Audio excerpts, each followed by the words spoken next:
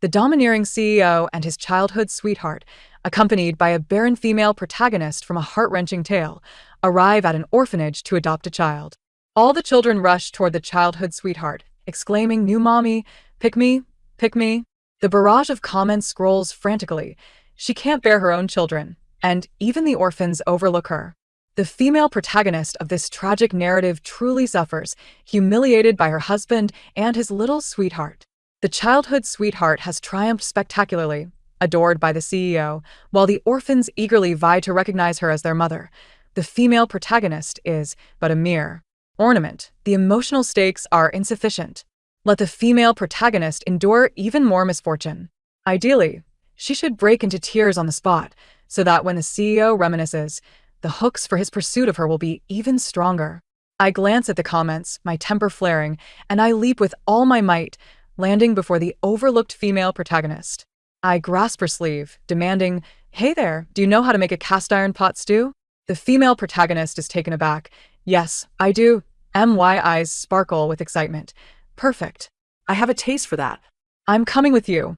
1. The female protagonist of this heart-wrenching tale, Shin Jin-ha, stood frozen in place, her eyes clouded with confusion and bewilderment. "Do you wish to savor the iron pot stew I prepare?" The thought of the fragrant dish illuminated her eyes like a bulb flickering to life. "Indeed, dear sister. You should assume the role of my mother. I have chosen you." She had yet to utter a word. The barrage of comments exploded before my eyes, more boisterous than the festive firecrackers of the new year. Oh my goodness. Oh my goodness. I nearly laughed my head off. This child, no more than 5 or 6 years old, exuded a distinct northeastern flair, casually referring to the female lead as sister. How exuberantly extroverted.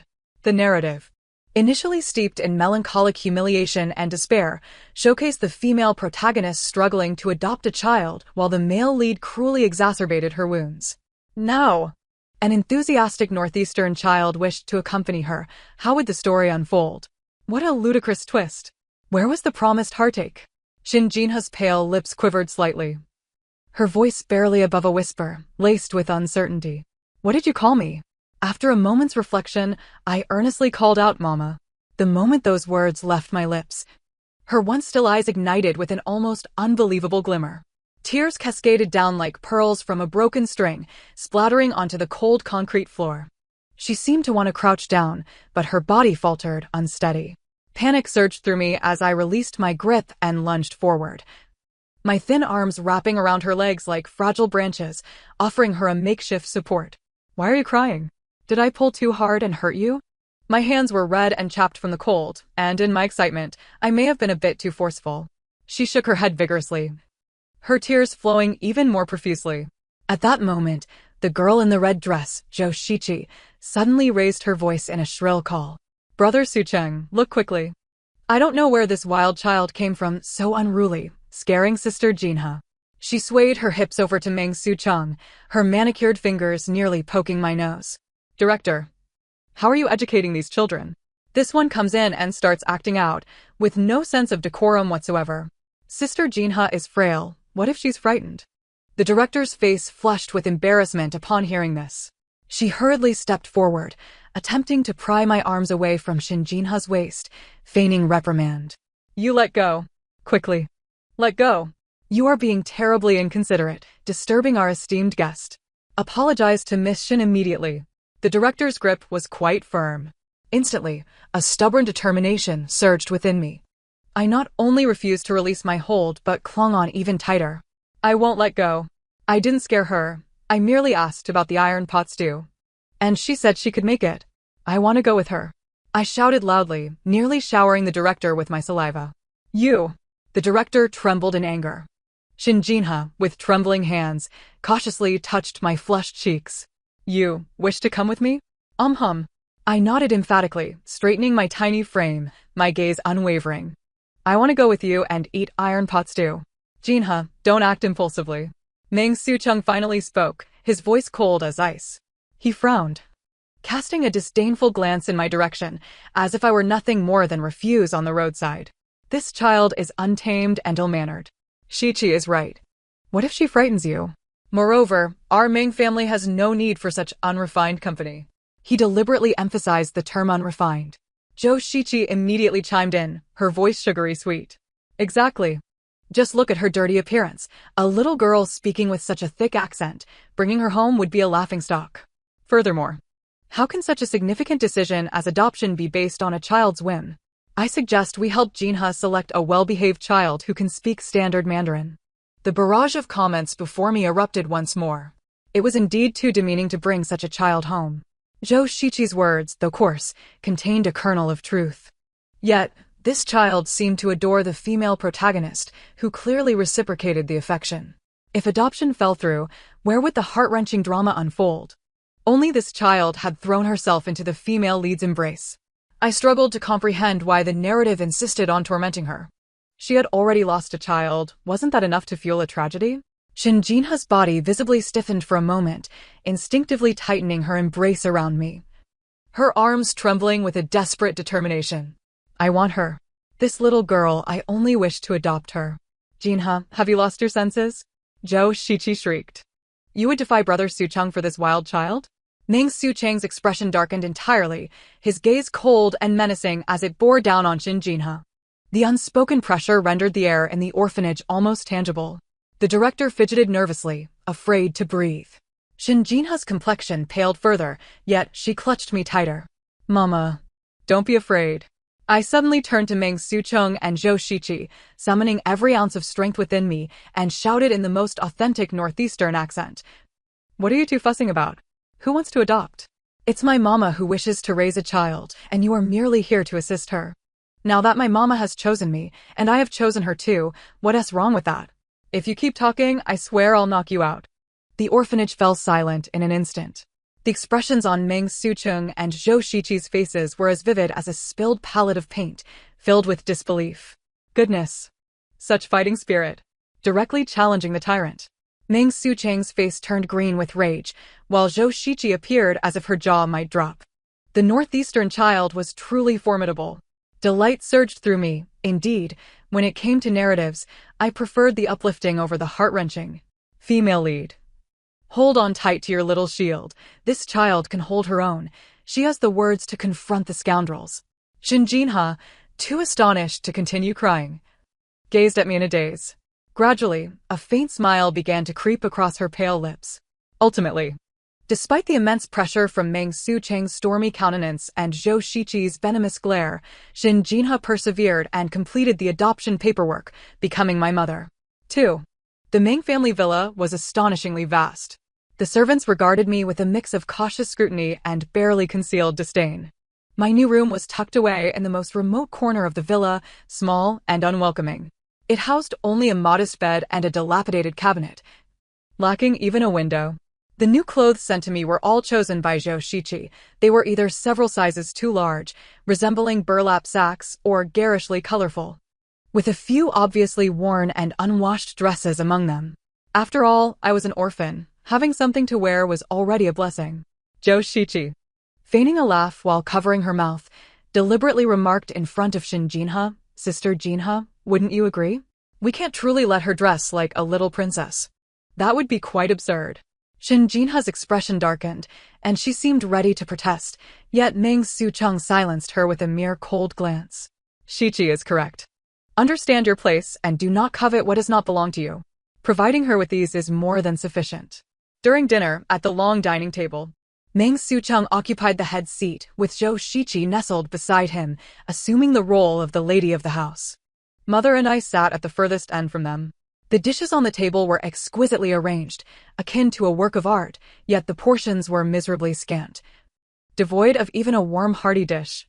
Eat up, little one, Zhou Shiqi chimed cheerfully, placing a morsel of caviar-covered delicacy on a small plate before me. This is a fine treat. Try it with your salad, and do not disappoint your mother, who cannot lay eggs. She put her heart into bringing you home. The sarcasm dripped from her tone. I looked at the dish, completely lacking the appetite to indulge. Mother, noticing my reluctance, cut her largely untouched steak into small pieces and pushed it toward me. Sweetheart, eat your steak. Meng Sucheng cast a glance in our direction. His voice languid as he spoke. Jinha, mind your manners. Do not bring those uncouth habits from the outside into our home. Whatever she wishes to eat, the servants will naturally prepare. Servants preparing? I glanced toward the kitchen and caught sight of tomato scrambled eggs, steamed ribs, and braised pork knuckles. They were feasting far better than I. A fiery tempest brewed within me as I resentfully swatted at the weeds before me. For my mother's sake. I endured. As long as I don't starve, it suffices. At that moment, Joshichi's insufferable voice pierced the air once more. Sister Jinha. This soup has simmered for quite a while and is particularly nourishing. You're in such frail health, you ought to drink some. With a beaming smile, she approached, cradling a steaming bowl of soup, poised to place it before my mother. A sudden unease gripped my heart, an instinctual feeling that her intentions were far from benevolent. Sure enough, as she bent to set the bowl down, her wrist trembled inadvertently. The scalding soup splashed directly onto my mother's leg. My mother cried out in shock, stumbling back, her skirt instantly drenched, revealing a glaring red beneath the fabric. Almost simultaneously, Joshichi let out an exaggerated shriek.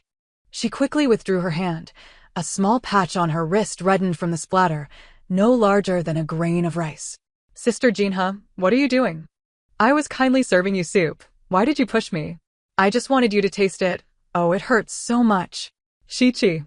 Meng Shuqing leaped to his feet, rushing over. Shinjinha. Shichi meant well, and you dare to vent your anger on her. You can't give birth yourself. We allowed you to adopt a child, and now you're jealous of Shichi, aren't you? Apologize to her at once. My mother's face drained of color, beads of cold sweat forming on her forehead. She glanced at her inflamed leg and then at Meng Shuqing's unjust demeanor, her lips quivering. Yet not a single word escaped her. It was as though she had endured countless instances of such slander and injustice, numbed by pain, rendering any defense feeble. The barrage of comments swirled before my eyes. Wow. Joe Green T's acting is phenomenal. The Oscars owe her a little golden statue. Push her? It was clearly Shinjinha who got burned. Meng Dog, are you blind? TSK, the female lead doesn't even dare to speak. It seems she's often bullied this way. Enough with the torment. I'm furious. Simon, little one. The anger within me erupted like a volcano. Are you blind or what? I leaped from my chair and stormed up to Meng Shuqing, pointing at Joshichi's wrist, then at my mother's swollen leg.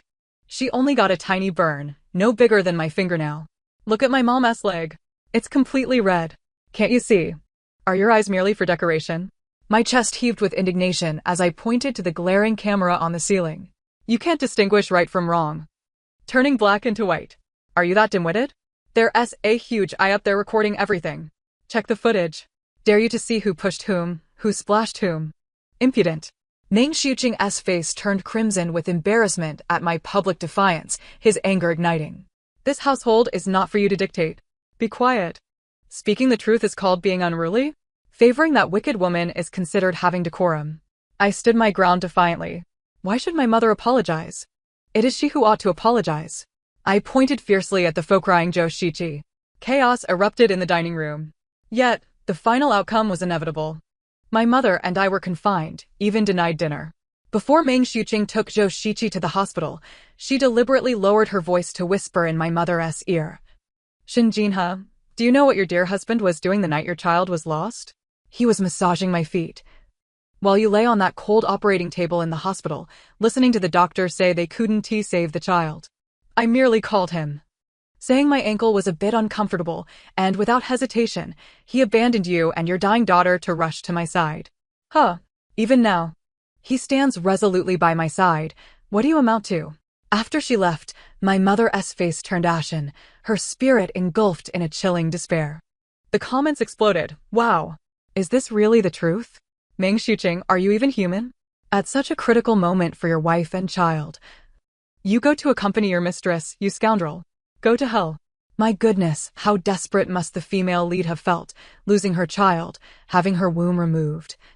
While her husband is with another woman, it's utterly inhumane. I tightly embraced my mother's cold, stiff body, sensing her overwhelming despair, my heart racing with urgency. Mom, don't listen to that wicked woman's nonsense. She's a villain. Everything she says is rubbish. Let us ignore her. We'll treat her like a toad on our feet, harmless and annoying. Mom, you still have me. I'm your little warm blanket, so cozy. We don't need that bad man. He's blind and heartless. He's wicked. Let us keep our distance. I awkwardly patted my mother's back, like soothing a small child. Mom, why must we endure this humiliation in this wretched place? Why don't we leave? The world is vast. Where can't we live? We can find a place where you cook Big Goose, and I'll help you stoke the fire. It'll be splendid. My mother fell silent, as if contemplating this question for the first time. Can I really leave? Why can't you? My mother offered a bitter smile. But I'm in a family alliance. Our marriage isn't so simple. My parents hope I can be of some use. I grew frantic. Mom, why must you live for others? I have no family.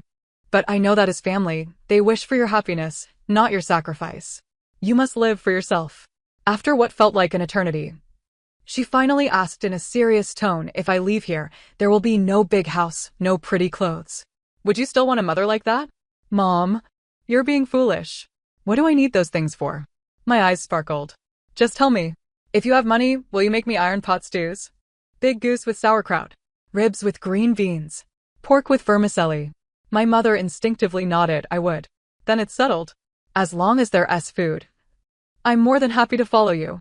I hugged her tightly, nuzzling her icy neck. Mom, don't stay here to be bullied. It breaks my heart. They're so wicked, always picking on you. Shin Jinha suddenly broke into tears and fiercely pulled me into her embrace. All right, I'll take you away. Her tears streamed down, hot against my neck. That night, my mother was reborn, and I acquired a new name, Shin Shuren. At breakfast the next day, the atmosphere at the table was oppressive. Meng Xuqing demanded my mother apologize to Qi Mei. Shin Jinha lifted her head, her gaze calm, fixing it on Meng Xuqing at the head of the table. Meng Xuqing, let us get a divorce. The air instantly thickened. Meng Xuqing shot up in shock. What did you say? I said, let us get a divorce. Shin Jinha's voice was soft yet remarkably clear. Meng Xuqing chuckled derisively. Shin Jinha, has that child twisted your mind? You're now a woman who can't even bear children. Without a job or income. How will you survive after leaving me and the Meng family? Will you take that illegitimate child of yours to fend for yourselves? He paused, his tone seemingly softening a bit. I know I owe you for the child's matter. But what is done is done. What more do you want from me? Do you bear no responsibility for your daughter's death? Shin Jinha, be realistic. I'm the only one willing to provide for you and the child you adopted. To give you both a meal. After all, I still love you. I straightened my small frame, pointing an accusatory finger at Meng Xuqing. Stop babbling nonsense. What do you love about my mom? Does love mean she cries daily? Love means feeding her weeds, listening to others insult her for not laying eggs, watching her get splashed with scalding soup, and demanding she apologize? Is that love? What you refer to is simply absurd. You toil for your earnings, and at least your employer pays you a salary. Yet you, with your heirs, provide nothing. Do you truly believe you are the only one willing to support? I scoff. My mother would thrive even without you. Meng Xuqing's face turned ashen with fury. Very well, Shin Jinha. You wish for a divorce? So be it. I shall grant you that. But think carefully. Upon divorce, the adoption of that wild child will be rendered null and void. As a woman without a job, income, or home, what right do you have to adopt a child? The Civil Affairs Bureau will not stamp your application. Let me see how you intend to care for her. He signed the divorce papers with a flourish, slamming them down before Shin Jinha. The meager courage she had painstakingly built crumbled instantly in the face of the threat to nullify the adoption. She hesitated to sign. My gaze was resolute as I grasped her hand. Mother, do not fear. I shall always stand by your side. First, you must save yourself. And only then can you rescue me and all those you wish to save. She looked at me and nodded firmly, signing her name. The divorce process unfolded more smoothly than anticipated. My mother and I rented a modest room, and our first meal was a hearty stew. However, our brief joy was shattered when she received a call from the orphanage. I'm sorry, Miss Shin. We have just received notification and confirmed your current situation. Regrettably, you no longer meet the requirements for adoption. Please return area at your earliest convenience.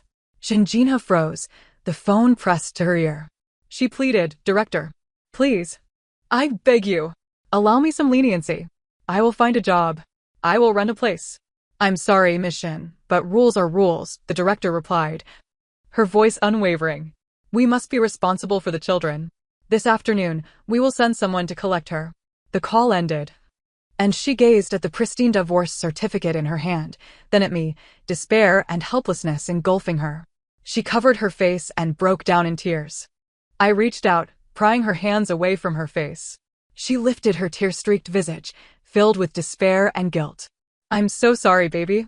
Your mother is worthless." I wiped away her tears and clasped her icy fingers tightly. My face bore no fear, only a wide, radiant smile as I exclaimed in a loud, cheerful voice, "Why are you crying, Mom? It's not a big deal. If the adoption fell through, so be it. This stew will be terrible if it cools." I finished that last meal with a smile. The next day, I returned to that cold, familiar yard. The other children looked at me with disdain. "Oh, isn't that area? Back again? I told you, how could a rich family truly care for her? A wild child is a wild child." "Yeah. What else with the city act? So uncouth." A few of the usual troublemakers surrounded me, shoving and jostling, deliberately dirtying the clean clothes my mother had bought for me. Clenching my fists until my nails nearly pierced my skin, I looked up and shouted back, "I'm not Arya. I'm Shinshirin. Shinshirin. I have a mother. Her name is Shinjinha." "Shinjinha? Isn't that the one who abandoned you?" A chubby boy shoved me hard, and I stumbled to the ground, scraping my palm and feeling a sharp sting. Gritting my teeth, I rose, mud on my face, but my eyes sparkled fiercely. Like a little wolf cub roused to anger. "My mother didn't abandon me. She's figuring things out. She will come for me. I am Shinshirin." The comments streamed before my eyes. Why does it have to be this way? Can't love make one a family? Don't cry, little one. Mommy is trying her best. Upstairs, the orphanage was indeed responsible for the children, but their methods were regrettably inhumane. Those little brats were insufferable. My heart ached for Inan. "I am Shinshirin." The child's insistence on her name mirrored her longing for her mother. "Hold on, Inan. Mommy is fighting." Mommy kept her promise. She did not return to that gilded cage. She was diligently searching for work. Yet, the challenges were far greater than anticipated. She tried to secure a proper job, even as an office clerk or shop assistant. However, each interview ended with either stammering excuses or outright rejections. Finally, during one such encounter, a forthright HR lady confided, "Sister, it's not that I don't want to help you, but someone has already put in a word for Ming's family. We can't afford to cross them." The moment my mother exited the company, her phone rang. It was Ming Xuqing. "Shinjinha, I trust you're finding the taste of failure unpleasant?" His voice dripped with mockery and arrogance. "I warned you, at my command, no one would dare to hire you. In this vast city, without my permission. You'll find it impossible to move. Be wise and return to acknowledge your mistakes, and I shall assist you in reclaiming that little burden." Chishir isn't so unyielding. It's better than begging in the streets. My mother gripped her phone, her knuckles whitening from the force. She gazed up at the dreary sky, then back towards the orphanage as if she could see my hopeful little face through the walls. Taking a deep breath, her voice rang clear and firm. "Ming Xuqing, listen closely. I, Shinjinha, regardless of whether I find work, will sell street food, fried cold noodles, or pancakes. I will never set foot in your Ming family again. Inan and I will not starve. Stay away from us." With that, she hung up and blocked the number. A few days later, outside the orphanage's imposing iron gates, a small stall was set up. A dilapidated tricycle and a roaring coal stove supported a gleaming iron pot. My mother, clad in a faded apron with her hair neatly tied back, began selling authentic northeastern delicacies. The tantalizing aroma of steaming fried cold noodles, golden and crispy pancakes, and hearty sauerkraut buns wafted through the air. Most notably, the pot simmered with a rich broth, though it wasn't a complete goose yet. The robust scent of sauerkraut and bone soup boldly penetrated the iron bars, drifting into the yard. Fried cold noodles, pancakes, sauerkraut buns, my mother's calls, though slightly hesitant, were resonant and filled with vigor. Each day, I pressed my face against the nearest window, inhaling the mouth-watering fragrance. At noon or twilight, my mother would seize opportunities to approach the iron fence. She would quickly glance at the gatekeeper, then pull out warm food wrapped in oiled paper from her bosom, slipping it through the bars. "Inan, hurry, eat while it's hot. Today's buns are stuffed generously. I saved you the biggest fried cold noodle, with double eggs and sausages. The sauerkraut soup is skimmed of oil, it's warming." Her hands were red from the cold, yet her face radiated a warm and anxious smile. I accepted the food, still warm from her touch, devouring it ravenously, the heat forcing me to gasp, but unwilling to stop. Through the frigid iron bars, we exchanged glances, our eyes shining. Mom, it's delicious. So fragrant. Slow down. Don't choke. Once I save enough money to rent a little storefront, I'll be able to cook goose for you every day. Yes. Mom, I'll wait. Tears welled up as I fed through the iron bars. I could almost smell the sauerkraut soup through the screen. Well done, Mommy. The bond between mother and daughter is unbreakable, transcending any adoption agreement. The northeastern snack stall is thriving. Go, Mommy. Time passed day by day amidst my mother's tireless efforts and my eager anticipation at the window. Due to her authentic ingredients and sincere demeanor, my mother's humble stall gradually began to flourish. Just then, news arrived from the Meng family. Zhou Shiqi was pregnant. Although I had long suspected the ambiguous relationship between the two, I never anticipated such a blatant betrayal. Why should it be so? The kind-hearted protagonist of a tragic romance lost her child, while this scheming childhood friend bore a child instead. This narrative is utterly preposterous and fills me with indignation. I must switch back to the culinary channel.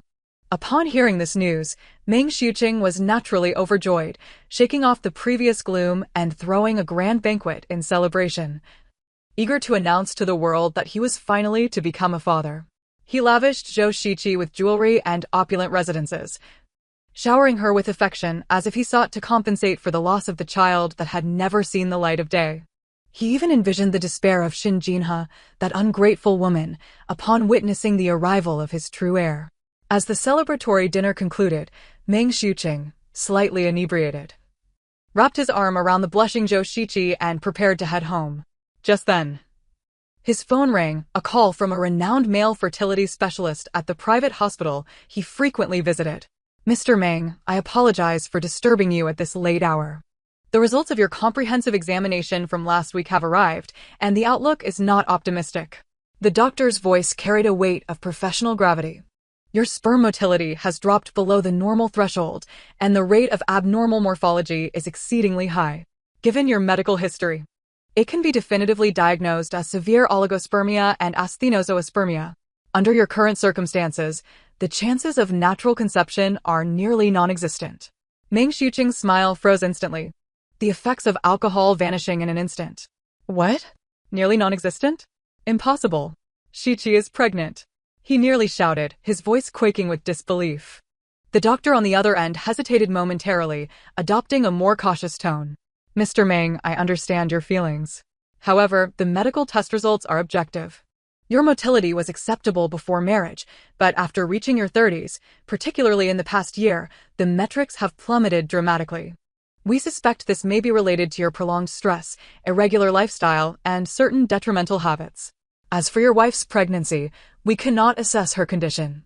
The call ended, and Meng Xiuqing's phone clattered to the ground.